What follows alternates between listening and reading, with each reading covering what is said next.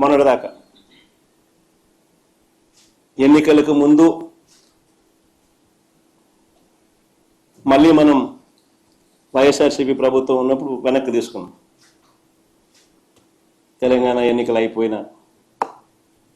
అయిపోయిన తర్వాత మన ఎన్నికలకు ముందు మనం వెనక్కి తీసుకున్నాం. అంతవరకు మన భూభాగంలో ఉన్న ఆపరేషన్స్ కూడా వాళ్ళ చేతుల్లోనే చంద్రబాబు నాయుడు గారు పెట్టారు.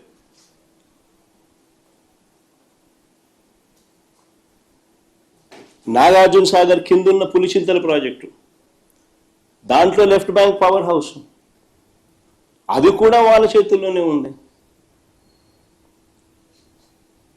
రాష్ట్రానికి రాయలసీమకు తీవ్ర విఘాతం కలిగించే ఈ నిర్ణయాలన్నీ కూడా రాష్ట్ర విభజన జరిగిన తర్వాత చంద్రబాబు హయాంలో తీసుకున్నవే. ఇవన్నీ కూడా నిర్ణయాలు.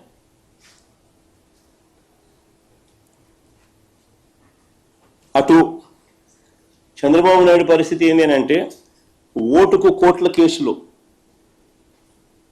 ఆడియో వీడియోలతో అడ్డంగా దొరికిపోయిన చంద్రబాబు నాయుడు గారు నోరు మెదపలేని పరిస్థితి, నోరు మెదపని పరిస్థితి.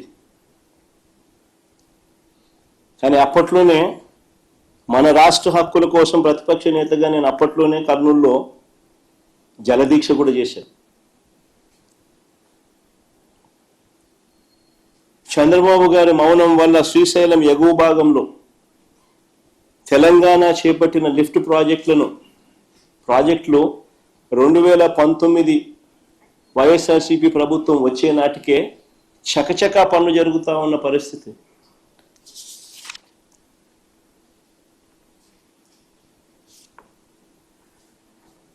తెలంగాణ ప్రభుత్వం చేపట్టిన కల్వకుర్తి ఎక్స్పాన్షన్ అయితేనేమి, ఎస్ఎల్బిసి ఎక్స్పాన్షన్ అయితేనేమి, పాలమూరు రంగారెడ్డి దిండి ఎత్తిపోతల ప్రాజెక్ట్ అయితేనేమి, వీటికి ఏ దానికి కూడా పర్యావరణ అనుమతులు లేవు.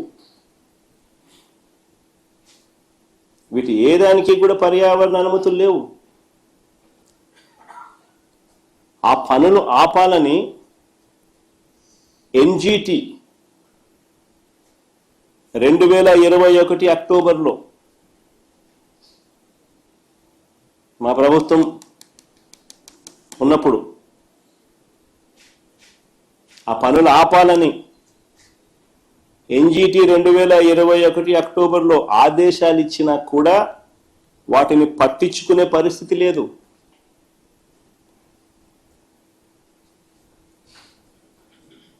రెండు 2022లో ఎన్జిటి తెలంగాణకు 920 కోట్ల రూపాయల జరిమానా విధించింది.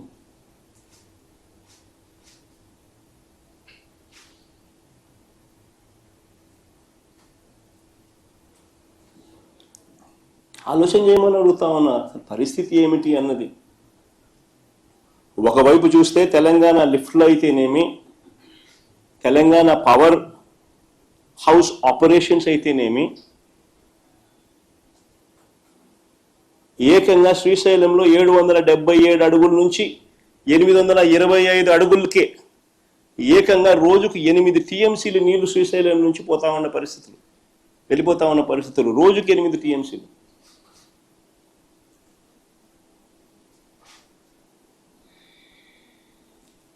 ఆంధ్ర రాష్ట్ర పరిస్థితి చూస్తే శ్రీశైలంలో మన పరిస్థితి ఏమిటి అనంటే, ఫుల్ రిజర్వాయర్ లెవెల్ 881 అడుగులు అయితే 885 అడుగులు ఫుల్ రిజర్వాయర్ లెవెల్ అయితే, ఆంధ్ర రాష్ట్ర పరిస్థితి ఏంటంటే 834 అడుగుల్లో మల్యాల దగ్గర ఒక చిన్న లిఫ్ట్ 0.33 టీఎంసీ, ఇంకొక చిన్న లిఫ్ట్ 795 అడుగుల్లో ముచ్చుమరి